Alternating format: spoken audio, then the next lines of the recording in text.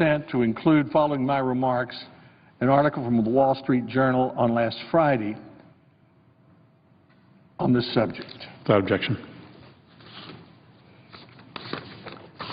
In an important address last week, Senator McConnell, the senator from Kentucky, the Republican leader, described 3 ways to restore the Senate. Full committee consideration of bills, bills thoroughly debated with robust amendments on the floor, and a decent week's work. We might work Monday through Friday instead of Tuesday through Thursday. And, Mr. President, the Senate could change overnight. It does need a change of rules. The senator from Kentucky did not say that it's always been easy to navigate the Senate. The ideal regular order never has and never will be without exceptions. But what we call the regular order has become the exception rather than the rule. I would hope that we don't wait until November or the next year to restore the Senate to its proper place as the authentic piece of genius in the American government, the unique body, the unique Senate in the world because of the opportunity for extended debate.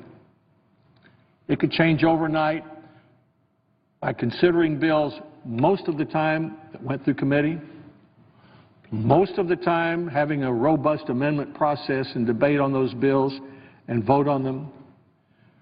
And if it took Monday through Friday to get that work done, then we should do it. Otherwise, the great issues facing our country, what kind of health care system do we have? How do we help unemployed Americans go to work? How do we improve learning opportunities in this new America where so much is decentralized and so much is on social media? These are very exciting times. Daniel Burston, the former historian of the United States and the Librarian of Congress, in his wonderful books on America, used to talk about verges, that when America was at a verge, and we've been there many times in our history, that we were more open to innovation, that we were more self-aware of where we are, that we tended to rely on each other, and that we changed our country for the better. That's where we are today. We want better learning opportunities, better job training, better health care. Washington is in the way of much of that, and we need to debate how to change that. So I would hope my friend, the distinguished majority leader, will listen to what the Republican leader had to say and reflect on the many years he served here and realize that all we're saying is that we'd like to have a say on behalf of the people who elected us on the great issues facing our country. Bring a bill through committee. Bring it to the floor. Let us have debate. Defeat our amendments. Should be able to with a tabling motion. And then let's come to a result. I think the American people would gain much more confidence in the United States Senate because it would deserve more confidence if it conducted issues in that way. But this diminishing of the Senate is tragic for a country with large problems to solve and whose system of checks and balances has been envied around the world. I thank the President. I yield the floor.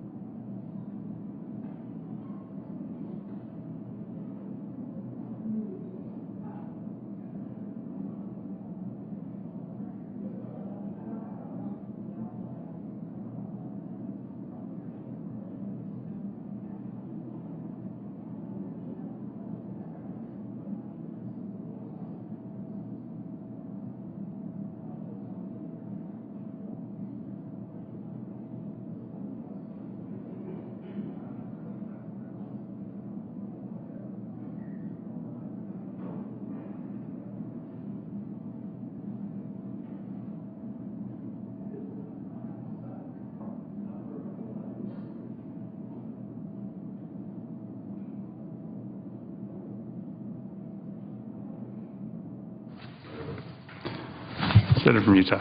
I ask unanimous consent that the quorum call be dismissed. Senate is not in quorum call. Well, it's not in quorum call. Okay. Mr. President, we are currently debating yet another extension to the Emergency Unemployment Compensation Program.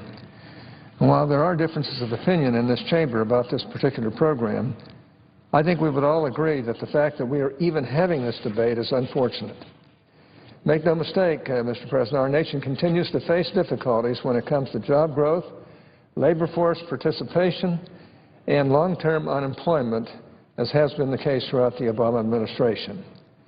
Under this administration, it has been harder to find a job than at any other point in our nation's recent history. But then let's be clear about something. The plight of the long-term unemployed is not the major problem facing America today. It is instead just a symptom of a much larger problem. That larger problem is the fact that despite the efforts of many of us here in Congress, our government hasn't done enough to promote economic growth in this country. Far too often our government has interfered in ways that have stunted growth and prevented a robust recovery from taking place. And 5 years into his presidency, it is clear that President Obama does not have a plan to address these problems. Surely he has a list of ways that he'd like to expand the government and redistribute income, but nothing resembling a plan to promote private sector job growth. Instead, he has a political plan of attack, and this debate over unemployment insurance is part of that attack plan. Over the last 5 years, we've seen a series of big government, quote, solutions, unquote, that have all failed to produce real economic results. The administration pushed through the supposedly temporary stimulus, which ended up being little more than a laundry list of long-time Democratic Party policy priorities that had little or nothing to do with actually stimulating the economy. The administration also decided to devote its attention to expanding the alphabet soup of financial regulators while failing to address factors that were at the heart of the recent financial crisis. Lacking ideas of its own, the Obama administration created and turned to a jobs council to try to understand private job creation, only to later dissolve the council while not having instituted any meaningful policies to create jobs. The largest and most intrusive big government edict we received from the administration and its allies in Congress is, of course, Obamacare. On a daily basis, the American people continue to suffer from the impact of this very misguided law. People have lost their jobs or have been moved into part-time work. People have been forced off their health care plans. People have been forced under fear of penalty to purchase insurance coverage that they don't want or need. People have had their private and financial information put at risk thanks to the lack of security in the Obamacare exchanges. And perhaps worst of all, people have seen the cost of their health care go up across the board. Obamacare is the worst in a series of bad economic policies we've seen since this president came into office. And the results speak for themselves. Now, at the beginning of a new year, we see very clearly what the president and his Democratic allies in Congress plan to do about all of this. And the answer is nothing. Instead of working with us to enact pro-job and pro-growth policies, they are picking fights with Republicans on issues like unemployment insurance. And instead of trying to root out the causes of our economic problems, they're giving speeches vilifying anyone who might have a different view on these issues. Like I said, President Obama and the Senate Democrats have no economic plan, only a political plan of attack. Let's consider this debate on unemployment compensation and insurance for a moment. I think there are many who would question why we didn't have this debate about extending long-term unemployment benefits sooner. Democrats knew that temporary federal unemployment benefits for the long-term unemployed were scheduled to expire at the end of 2013. Yet they did nothing to try to extend them before now. Contrary to what some of my colleagues on the other side seem to believe, Republicans do not run the Senate. We don't control the committees. We don't run things here on the floor. And as we're seeing in the current debate over unemployment benefits, we don't even get a chance to offer amendments to many major pieces of legislation. Why is that? Why is it that the greatest deliberative body in the world can no longer offer amendments? It comes down to one thing. The Democrat leadership, they're afraid that we might bring up amendments that are difficult for Democrats to vote on. Well, join the crowd. That's always been the case around here before this current leadership took over. Every leader has tried to protect their side, but this has gone to the point of ridiculousness and the denigration of the Senate itself. The Democrats could have offered an extension of federal unemployment benefits at any time before they expired in 2013. We could have debated the merits of the emergency unemployment compensation program, discussed alternatives, and perhaps even come up with a bipartisan compromise to help the long-term unemployed. We could even have done that through regular order and using the committee process. But instead, Democrats ignored the program for an entire year. And in the very last days of the last congressional session, and after we had adjourned for the year, we finally started hearing about the desperate need to protect the long-term unemployed, about how it was the highest priority for the President and Democrats in Congress to extend these benefits, and about those villainous Republicans standing in the way. There are really only two conclusions to draw from this. Mr. President, either the Democrats forgot about unemployment benefits until the end of the year, or they calculated it was better suited for their political attack plan to let them expire and then debate an extension afterward. I think it's pretty clear which conclusion is the correct one, especially since they controlled the Senate and they controlled the committees. They could have done just about anything they wanted to. So here we are, debating another extension of the EUC program, Unemployment Compensation Program. We may as well be debating the merits of using a Band-Aid on a broken arm because, like I said, long-term unemployment is merely a symptom of the failures of the Obama economy. However, since the Democrats opted to put this matter off until we were actually beyond the last minute, we have not enacted or even really debated any serious alternatives to federal unemployment benefits, and we're left with just another take-it-or-leave-it proposition from the majority leader. That's what the majority leader seems to be saying to us. In fact, that's what he is saying to us in this debate. Take it or leave it. Now, why would he do that? Apparently no Republicans, not even the ones who supported cloture on the motion to proceed, will get an opportunity to offer amendments. The only amendment we'll be voting on is the so-called compromise amendment the majority leader offered last Thursday. Of course, the amendment is not a compromise at all. It's nothing of the sort. Just like the underlying bill, it would add significantly to the deficit. The supposed pay-fors in the amendment wouldn't even kick in under the normal 10-year budget window. Indeed, the Democratic whip in the House has voiced concern about using so-called savings from extending sequester outside of the 10-year window, saying, quote, frankly, if you adopt that logic, why don't we extend it to 2054 and fund everything we want to do? Well, that's a dream some Democrats have.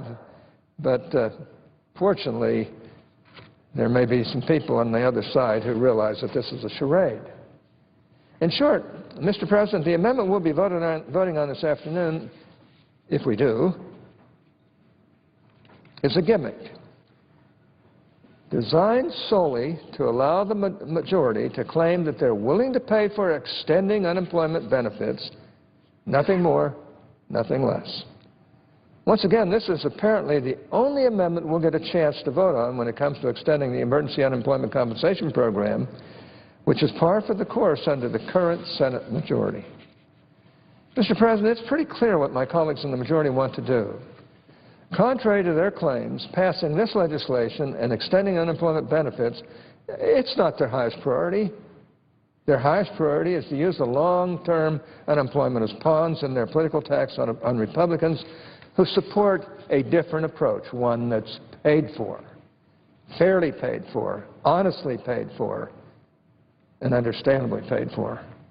If I'm wrong and my colleagues on the other side of the aisle are serious about wanting to extend this program, why would they not allow for votes on Republican amendments, or even Democrat amendments. There's some complaints on the Democrat side. Even we, the Democrats, they're saying, don't have the privilege of bringing up amendments. And as we continue on here, the committees are a waste of time under the way the Senate is currently being run, because everything is run right out of the leader's office. Republicans have offered a number of amendments to the underlying legislation. Why not allow them to come up for a vote? Are they afraid that we might pass some Republican amendments when they have 55 Democrats in the Senate? If, as the majority leaders claim, none of our ideas are serious enough to warrant consideration, why not bring them up? And let Democrats, who once again have a majority here in the Senate, vote them down. That could have been done. The problem is they know that some of these amendments are worthwhile, worthy amendments that might pass or might cause some heartburn to some on both sides, maybe. Well, I'm certainly used to heartburn over the years, I'll tell you that. Well, Republicans have offered a number of amendments to the underlying legislation. Why not allow them to come up for a vote? If, as the majority leader has claimed, none of our ideas are serious enough to warrant consideration, why not just allow them to be brought up, limit the time for the debate, and let the Democrats, who once again have a majority here in the Senate, vote them down? The only conclusion that we can draw is that they're afraid that if we held a vote, some of our amendments might actually pass, which would distract from the political message they want to send with this debate on the floor. The minority leader and I have offered such an amendment, one that I believe would actually pass if it were to receive a vote. I'd like to just, and something that makes a lot more sense than what's going on here over the last number of days, weeks maybe. I'd like to just take a few minutes to talk about our amendment, the McConnell-Hatch Amendment. The McConnell-Hatch Amendment would, if enacted, extend the Emergency Unemployment Compensation Program for a full year, taking unemployment benefits out of the 2014 political equation entirely. I would think that my colleagues on the other side would jump at that kind of opportunity. In addition to this fix on the unemployment insurance issue, the McConnell-Hatch Amendment would fix the military pension problems created under the recent budget agreement, which has caused so much angst and heartburn among our military and among those who are serving our country in that matter. There is bipartisan support for this endeavor, and I believe we can fix it here and now. Best of all, unlike the underlying bill and the quote, unquote, compromise offered at the end of last week, the McConnell-Hatch Amendment is fully paid for within the normal 10-year budget window. In fact, it reduces the deficit by more than $1 billion over 10 years and does it in a fair, honest way. One way that it pays for the extension is to close the loophole in the law that allows people to claim both unemployment insurance and Social Security disability insurance. The majority leader claims that he wants to do this, but our amendment does it in a much more efficient way, something that makes economic sense. However, the primary pay-for in our amendment, which once again allows us to extend unemployment benefits for a full year and fix the military pensions issue, is a one-year delay in the Obamacare individual mandate. A one-year delay. That's it. I know some of my friends on the other side, including the distinguished majority leader, have already deemed this proposal controversial, but it shouldn't be. The problems with the implementation of Obamacare have been fully cataloged at length here on the floor and elsewhere. No one in their right mind would argue that the implementation is going well. Nobody. It's not going well. You give them a chance to amend this bill over the next year, although I don't think you can amend the bill, but at least give them a chance to. And sooner or later they're going to have to do it anyway, so what do they give up? Members of both parties have come out in support of delaying the individual mandate. Of both parties, not just Republicans, but Democrats too. They know it's a disaster. Regardless of where you stand on Obamacare, if you support it or if you, like me, want to see it repealed, Delaying the mandate is a bipartisan idea, and it just makes sense. What are they afraid of? With a law this unpopular and a rollout going this badly, I would think that many of my friends on the other side of the aisle would get on board with a one-year delay. Once again, such a delay would allow us to pay for a less politicized extension of federal unemployment benefits, as well as allow us to fix our military pension problems. It's a win-win proposition. It's hard for me to understand why they won't do this. Like I said, I know that the Senate Democratic leadership despises this idea. They've already come to the floor and mischaracterized it on a number of occasions. However, I believe that if this approach, the one-year extension of unemployment benefits and the military pension fix paid for primarily by a one-year delay in the individual mandate, were brought to a vote here in the Senate, members of both parties would support it. And it would be a bipartisan approach to these things that would, I think, be worthwhile. The same can be said for any number of amendments my colleagues have offered. I may be wrong about that, but I don't think I am. If I am wrong, what's the harm in having a vote on the McConnell-Hatch amendment? What's the harm in having a vote on any of the amendments Republicans have offered? What are my colleagues on the other side of the aisle afraid of? We've been putting up with this now for too long a time. I remember the Senate when both sides worked all the time together. They battled even though they differed. They allowed amendments to come up even though sometimes it caused some heartburn to people on one side or the other. But we did it because this was a legislative body of freedom, which it has devolved in a way that is not freedom. What's the harm in having a vote on any of the amendments? Or let's have a limited number of amendments, not 2, 3, or 4. This is an important bill. Let's have some amendments that even Republicans can offer. But there are some Democrats' amendments, too, and I suppose they might have some heartburn for Republicans. Well, so what? What are my colleagues on the other side of the aisle afraid of? Once again, Mr. President, I don't think that the Senate Democratic leadership is worried that I'm wrong about some Democrats supporting the McConnell-Hatch amendment. They're worried that I might be right. That's why my amendment won't receive a vote. That's why, as of right now, it appears that no Republican amendments will receive votes, unless it happens among the few that were willing to support the first vote on this.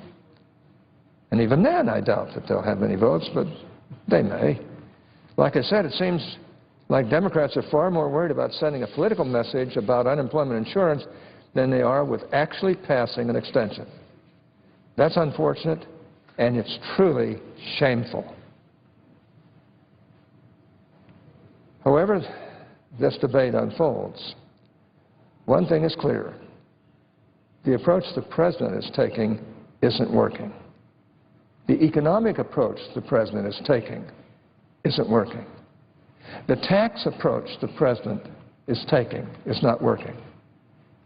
The so-called, quote, Affordable Care Act, unquote, approach the President is taking is fraught with problems that could be solved if the Senate was allowed to really work the way the Senate always has in the past. The approach the President and the Senate Democratic leadership are taking isn't working. We're not creating jobs at a time when Americans need them. Americans need, and they need jobs, and we're not generating the type of growth that will allow for such job creation in the near future. As far as I can see, we have two choices. We can either have these same fights over and over again, or we can work together to fix the real underlying problems facing our country instead of focusing on the symptoms and always playing a ridiculous game of politics. I hope that we will choose to work together. But if the tactics we've seen thus far on unemployment insurance are any indication, I think I'm likely to wind up quite disappointed.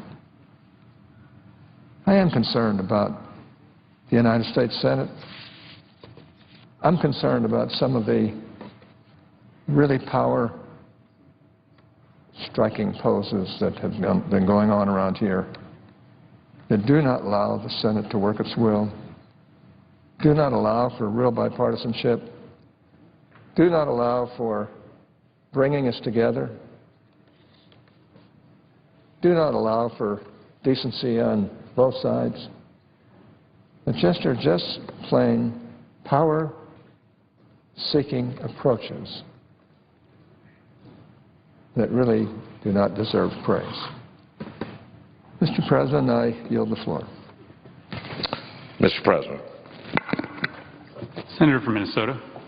Thank you, Mr. President. I rise today in support of the Emergency Unemployment Compensation Extension Act. I'm glad that a 3-month extension of unemployment insurance for millions in Minnesota and across the country was able to clear its first hurdle in the Senate, but our work, of course, is not finished. I'm here today to urge my colleagues in the Senate and the House to pass an extension to renew these critical benefits so that hard-pressed families in Minnesota and across our nation can keep their heads above water while they search for work. As I've traveled around Minnesota, I've heard from a lot of Minnesotans who want to work. I had a roundtable conference this weekend on Friday. We had 3 women, and we had some workforce professionals. And these women are looking hard and have been looking. They're part of the long-term unemployed. And these were women who were working.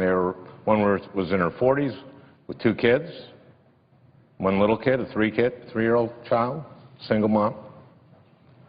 One was in her 50s and one about my age, in her early 60s.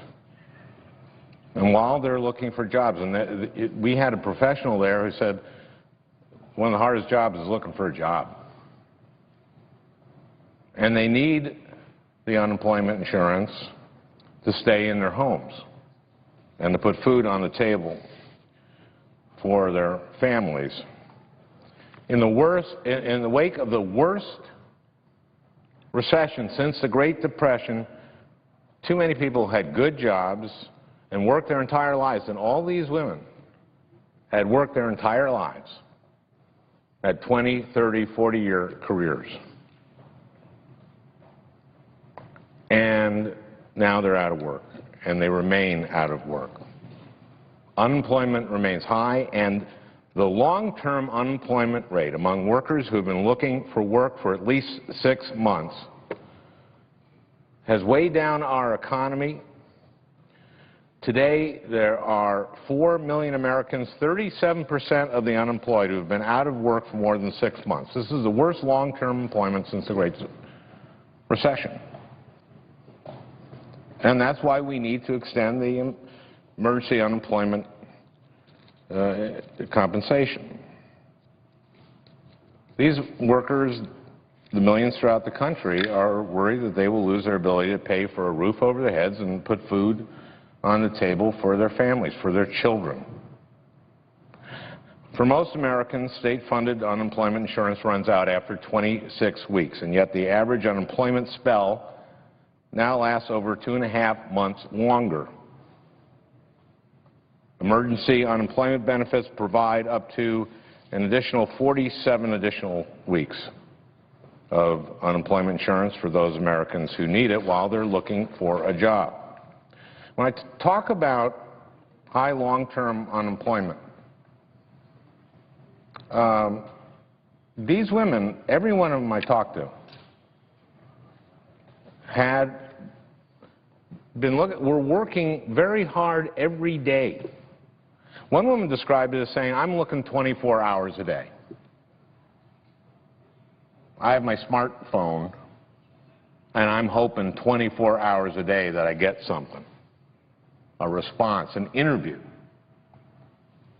Right now we have 3 people looking for every job opening, but that doesn't mean that when you apply for a job that there are only 2 other people looking. And these women were telling me every time they apply for a job, there's several hundred people looking. And very often they'll apply for a job that a company announces, and the company will hire someone from inside the company, which is great for that person. But this is not about people waiting for their unemployment to run out, then look for a job. That's not what it's about.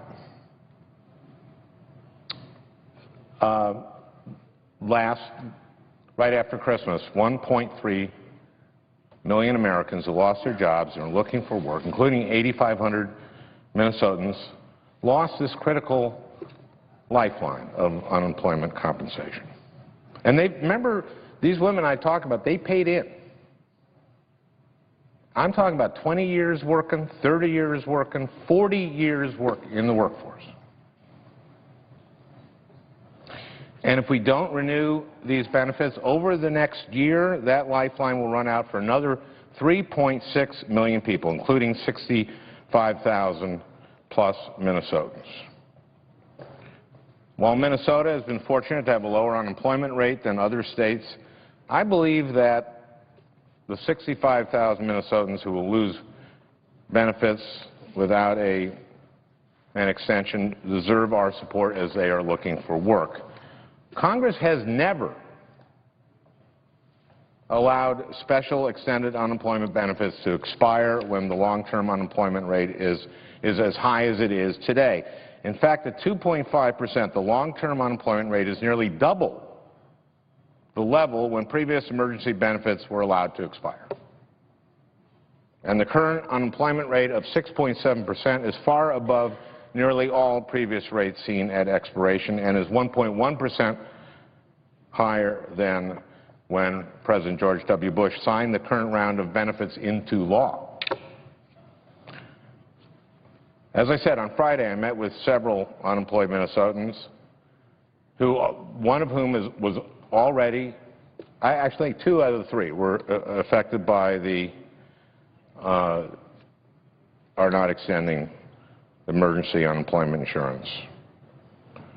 I want to share a little bit of their stories, but also the stories of people who have written in, Minnesotans who have reached out to me about how failing to extend unemployment insurance will affect them.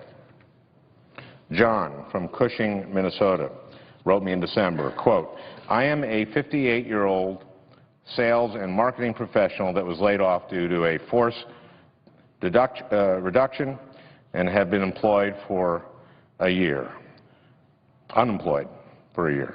I have not been able to find even part-time work. I have exhausted my severance package and most of my liquid savings just to cover financial obligations and essentials such as food and utilities. Additionally, I do not have any health care coverage as my income has been limited to unemployment compensation. Now that the federal extension is about to expire, beginning next week, I will have 0 income and no job offer pending. I would appreciate your support in doing what you can to reinstate federal unemployment extension in Minnesota, the federal unemployment extension in Minnesota.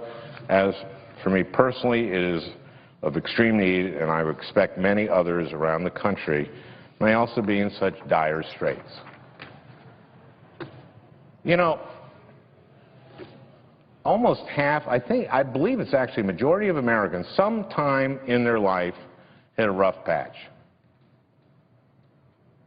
And our job is to be there for them. Debbie from White Bear Lake wrote, quote, there are many of us out here who will run out of benefits next year and are still unable to find a decent job. I've been out of work over 4 months and I'm spending at least 5 to 6 hours a day, every day, looking for a job. While this may not seem that long, I am already concerned about my state unemployment running out and having nothing. The people that actually work are the ones that spend money to help the economy. She's right. We know from CBO that if we extend unemployment insurance, these people spend the money and it goes immediately out in the economy. And actually, CBO says that this will sustain about 200,000 additional jobs. If we don't do this, we will create 200,000 less jobs over the next year. Ann from Eden Prairie. I met with Ann on Friday. She wrote me, I have unfortunately been unemployed since being downsized from a small consulting organization in April of 2013. I have been extremely active in my job search. Boy, has she. I will tell you. All these women were upgrading their skills. Some of them had gone back to school to upgrade their skills and are still not being successful in finding work. I've been extremely active in my job search, but have regrettably not found new employment.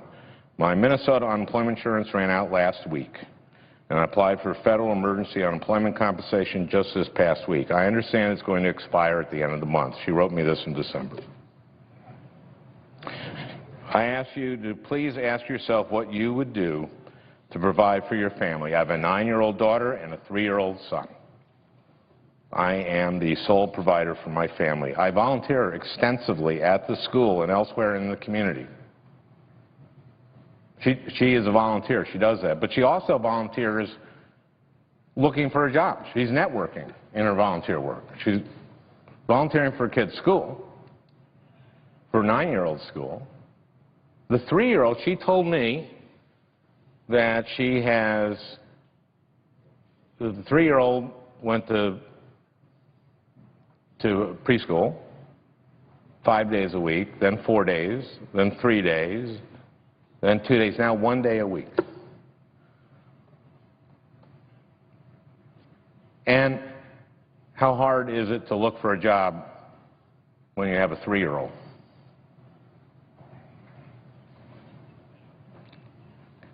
She says, I am not looking for a handout, nor do I believe that staying on unemployment insurance is in my best interest.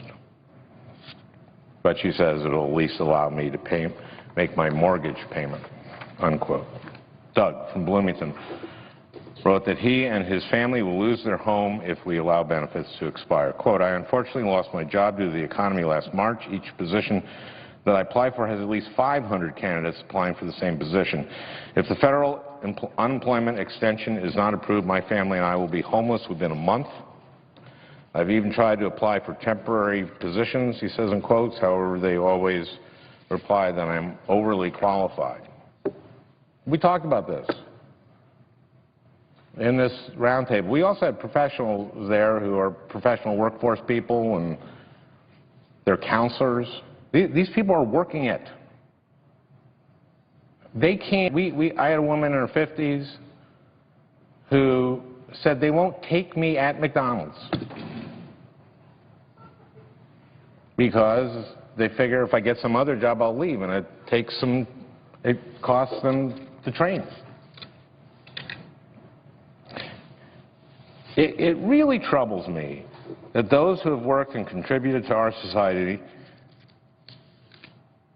the longest, I'm saying 20, 30, 40 years, have been particularly hit hard by long-term unemployment. In other words, older workers who lose their jobs have experienced longer periods of unemployment than younger workers. Part of that is age discrimination. That age discrimination has made it more difficult for older workers to bounce back when they lose their jobs. According to AARP, 34% of older workers seeking work reported they had experienced or know someone who's experienced age discrimination in the past 4 years. This was the experience of all 3 of the women I talked to. Extending unemployment insurance isn't just the right thing to do to help our fellow Americans who are out of work and searching for a job. It's also the smart thing to do for our economy. As I said, in 2011, the Congressional Budget Office stated that aid to the unemployed is among the policies with, quote, the largest effects on output and employment per dollar of budgetary cost, unquote. CBO estimates that extending benefits through 2014 will help expand the economy and contribute to the creation of additional 200,000 jobs. The Council of Economic Advisors estimates that without a full-year extension, the economy will generate 240,000 fewer jobs by the end of 2014. We know that unemployment benefits work. The Census Bureau estimates that unemployment benefits kept 2.5 million people who are trying to stay in the workforce out of poverty in 2012 alone, and have kept over 11 million unemployed workers out of poverty since 2008. And countless local businesses feel the positive effects when the unemployed are able to keep buying their basic necessities: food, utilities, gas, so they can drive to look for a job. Unemployment insurance isn't the only thing we should be doing to help the unemployed either. There are lots of things we can and should be doing. There are more than 3 million jobs in this country that could be filled today if there were workers who had the right skills. With too many Americans unemployed, we have to find a way to fill those jobs, to train those workers. We should be helping workers get the training they need to fill the high-tech jobs that are growing in Minnesota and across the country, in Maine, in Alabama. Every senator I talk to in this chamber, I talk about the skills gap, manufacturing returning to this country, but we don't have the skilled workers at a time with such high long-term unemployment. We need to be training a workforce for the 21st century. And sometimes this is advanced manufacturing. Sometimes this training takes 2 years. We need to do it. We should be helping connect these people to educational programs that link them with employers. And that's why I've introduced the Community College to Career Fund Act. Under this program, businesses and community colleges would apply for grants based on how many jobs that partnership would create, the value of those jobs to those hired, to the community, and how much skin the businesses have in the game. There's a lot that we should be doing to create jobs. We should be addressing our infrastructure deficit. You know, when you leave, when you don't repair our infrastructure, you know, when you don't create new infrastructure, that's a deficit too. And we need to get people into jobs that we need to be doing. But failing to extend emergency unemployment doesn't make sense. We shouldn't be punishing people like John and Debbie and Ann and Doug who are looking for work and can't find jobs. We shouldn't be pulling the rug out from under them and millions of others who support the small businesses and local retailers in our cities and our towns. Extending these benefits are something we should do now to jumpstart, to continue this recovery. We shouldn't stop there, though. I will continue to press this Congress to work to create jobs through investments in infrastructure, in innovation and education, so that the unemployed can get back to work in good jobs that sustain long-term economic growth. Thank you, Mr. President, and I yield the floor. I'm sorry. I have one unanimous consent request for a committee to meet during today's session of the Senate. It has the approval of both majority and minority leaders. I ask unanimous consent that this request be agreed to and that this request be printed in the record. Without objection. Yield the floor. Mr. President. Senator from Alabama. Mr. President, this nation is facing a debt crisis. That's fully understood by the American people and experts all over. Total debt is now in excess of $17 trillion. The Budget Control Act of 2011 was an important step in reining in some of our spending. It reduced the growth of spending from 2012 through 2022 by $2.1 trillion. That was the agreement. We raised the debt ceiling by $2.1 trillion, but we promised the American people we would restrain spending over the next decade by that amount. The spending baseline for America, as calculated at that time by our Congressional Budget Office that does that work for us, was expected to see spending increase by $10 trillion over the next 10 years. Increased by that much. The Budget Control Act, which included the sequester, was to limit that growth to $8 trillion, not really a cut it all. So it would be $8 trillion increase in spending, not 10.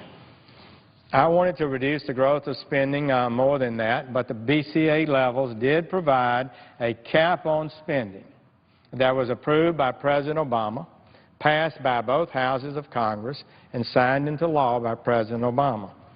This year, fiscal year 14, was the toughest year in terms of being able to meet the goals of the BCA of the 10.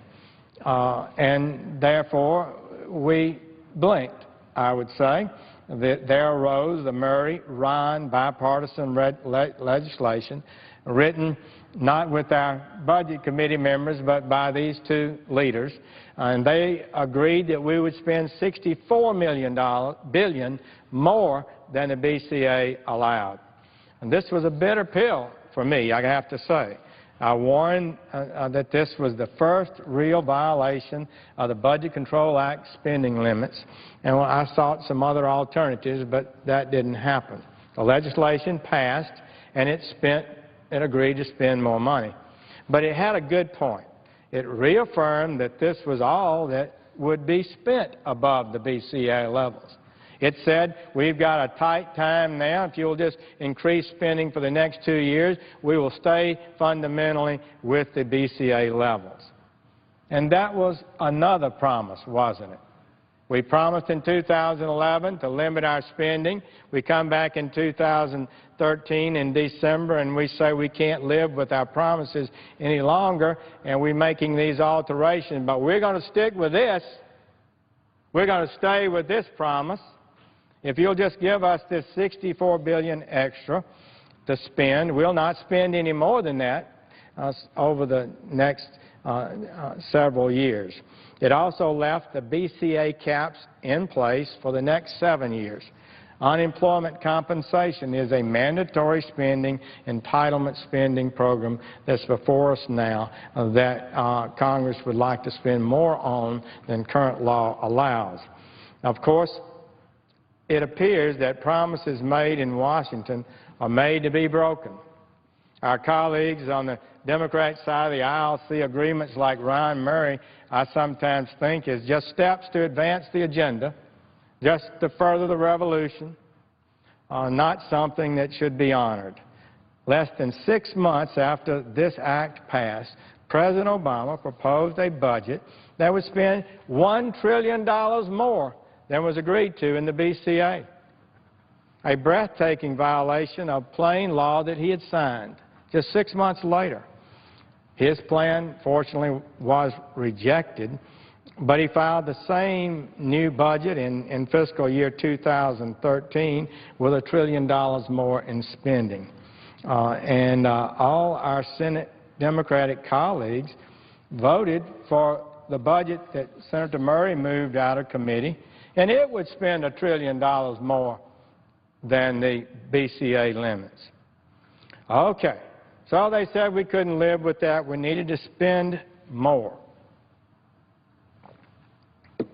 And that's how the Ryan Murray agreement came about. Okay, we'll spend some more and we'll use this to pay for and we'll do all this, and most of it, too much of it, frankly, gimmickry. And it passed to spend more. And it was going to fix the financial pressure we were under. It was going to fix the tight year or two that we have here, the toughest year or two in the budget. But now, just 4 weeks after that passed in December, those tough negotiations and secret talks that concluded, we are with the first bill in this Congress on the floor, we have an unemployment insurance extension that totally busts those levels. So now we're told we don't have to abide by those legal caps, just spend more money now. Now, with no corresponding cuts or reductions as required anywhere to pay for it. House Speaker Nancy Pelosi famously said, "There's no place left to cut." Well, there are places left to cut. And we know we have a lot of people hurting and unemployed today. And some sort of compensation is legitimate. But this idea that we can just waltz in here because there's a need in the country that we believe should be fulfilled and we can just borrow the money and spend for it is not good. It's why this nation has $17 trillion in debt. And people are angry with Washington. And I would say to my colleagues, why shouldn't they be angry? Didn't we promise to stay with the BCA limits? Didn't we promise after the Ryan Murray agreement to spend more, that we would stay there?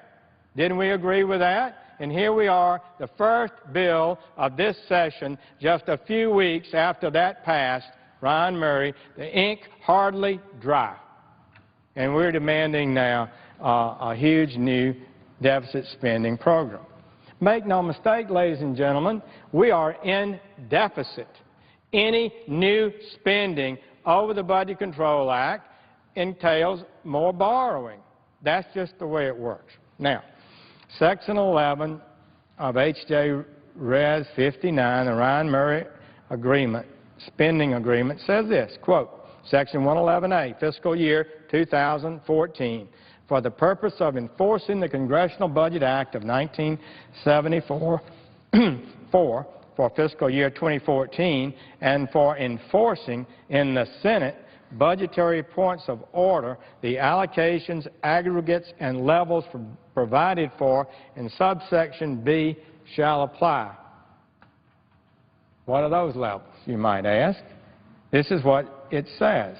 Section 111B2, committee allocations for fiscal year 2014, fiscal year 2014 through 2018, and fiscal year 2014 through 2023, consistent with the May 2013 baseline of the Congressional Budget Office.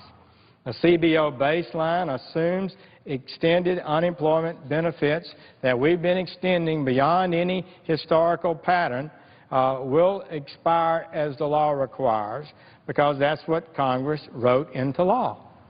The ink is barely dry on the December agreement, and we're already being pushed to violate it.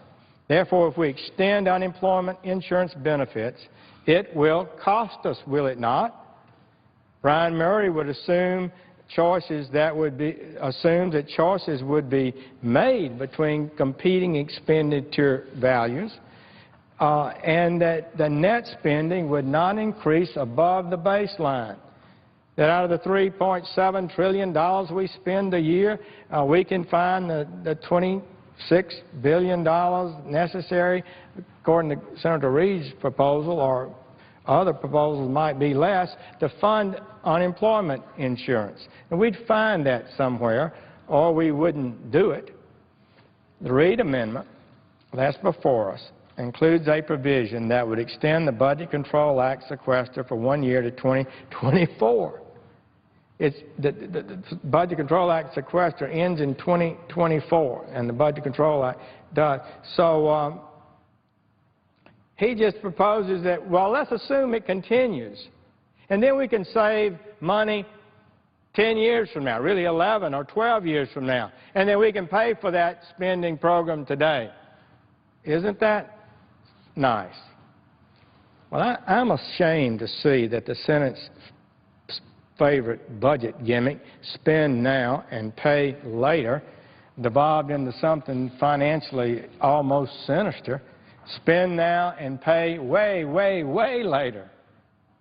10 years, we're not honoring the spending limits we agreed to in December. And now we're promising if we'll just allow us to spend this money, we're going to cut money spending 11 years from now. There'll be 5 different House elections, 5 different Senate elections, 10 different budgets written, 10 different appropriations bills written between now and then. The American people know better than that. We're not adhering to the agreements we made while the ink is still wet. Well, promise to save money out there, it's really outrageous.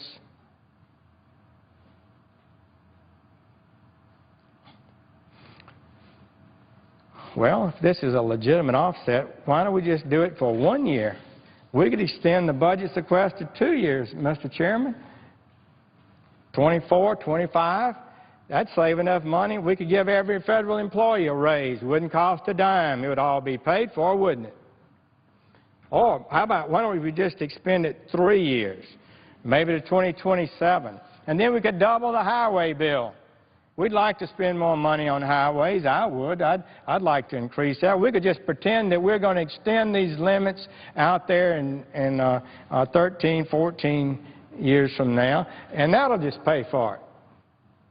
Well, this kind of gimmickry, this mountebankery is how a nation goes broke.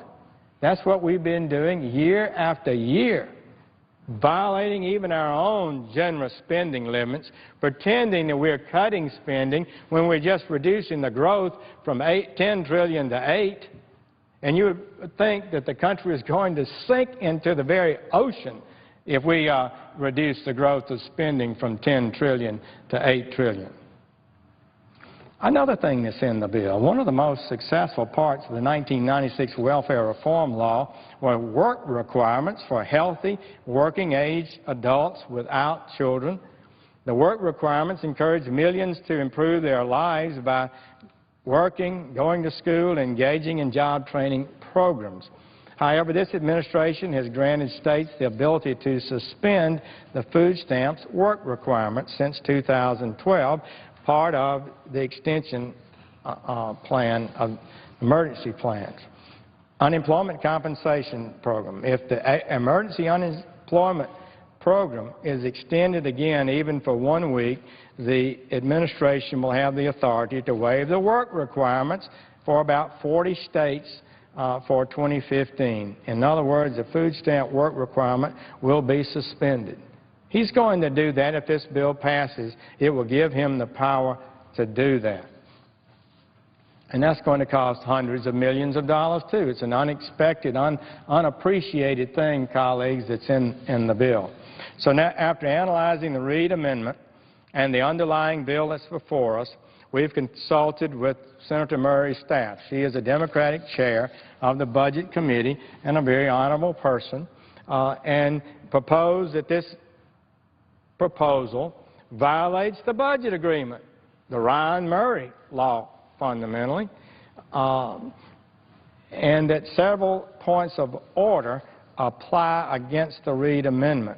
It violates the Senate pay-as-you-go requirement. It increases the deficit by more than $10 billion inside the 10-year budget window without offsets to pay for the cost. It spends way more above what the Senate Finance Committee is allowed to under the spending deal we enforce, and it violates the Budget Committee's own jurisdiction. Finally, colleagues, the amendment isn't paid for inside the budget window as the Budget Act requires. Instead, it tries to count savings 11 years out. That's not allowed under the Budget Act.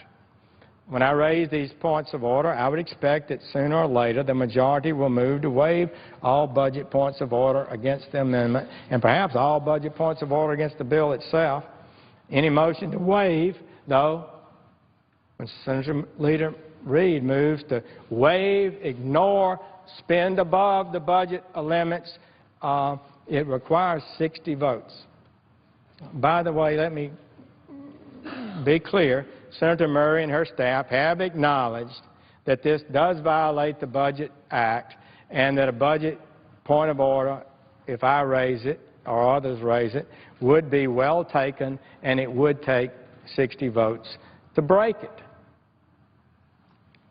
So, colleagues, the question will soon be on us. In the face of pressing need we all believe that should be addressed, will 60 of us agree that the best way forward is to turn our backs on the Murray-Ryan spending deal that Congress passed just 4 weeks ago and President Obama signed just 2 weeks ago?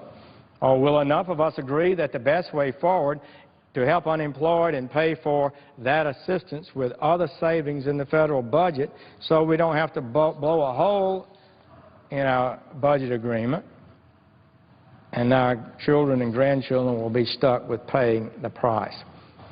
So another point, by upholding the new spending arrangement the government just entered into, by defending it against even more spending, we can also accomplish one other thing: put aside the gag rule on the amendments enforced by the majority leader. We've talked a lot about it. We need to be able to offer amendments and have debate on how to make this bill better. If the majority makes a successful motion to waive the Budget Act points of order, it protects the gag rule, the blocking of amendments, the filling of the tree.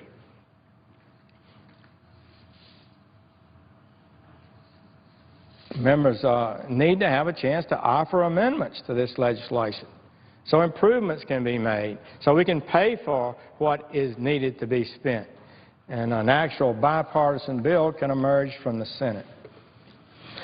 So, Mr. President and colleagues, this is the question before us now. Do we adhere to the spending limits Congress promised less than a month ago? Or do we break the Ryan-Murray limits like we broke the Budget Control Act limits? Will we do so in the first bill that comes before Congress this year? This is not a vote on unemployment benefits when I'm able to make the budget point of order, and I plan to do so. It's not about unemployment benefits when we vote on the budget point of order. It's a vote on whether we uphold the spending limits we agreed to, or whether we violate those limits in the first spending bill since this Congress took session this year. This is about the integrity of this institution. In 2011, we passed the Budget Control Act and promised to spend a certain amount of money and that amount only. But when the spending discipline proved too tough, Congress has backed down and agreed to a new, looser spending limits under Ryan-Murray. That was just a few weeks ago, just before Christmas. And now here we are on the first spending bill of the year, and our Democratic majority is proposing to bust the Ryan-Murray spending limits right out of the chute. How could any voter trust the Senate if this body votes today to break these just new limits, less than a month old? A vote to uphold budget rules today is simply a vote to say that the bill should be paid for. Whatever we decide to do, pay for it. There are many, many ideas for doing so. Congress could easily offset these funds if the congressional majority leader here in the Senate would allow us to propose amendments, which he hasn't done. So let's uphold the rules of our institution, enforce our budget rules, and find a way to pay for the legislation, pay for what we intend to spend above the limit, spend. And let's keep our promises to the American people. So I hope that my colleagues who voted for the Ryan-Murray bill will not renege now. If you break this agreement today, why should any taxpayer trust your promises, colleagues, in the future? I hope all of us, no matter our policy disagreements, can agree to uphold Senate rules. I hope we can agree to abide by the promises we made to the American people, and I hope we can agree that financial integrity is more important than partisan interest. I would thank the chair and yield the floor. Mr. President. The senator from Florida. Mr. President, while my colleague from Alabama is still here, I want to talk about a certain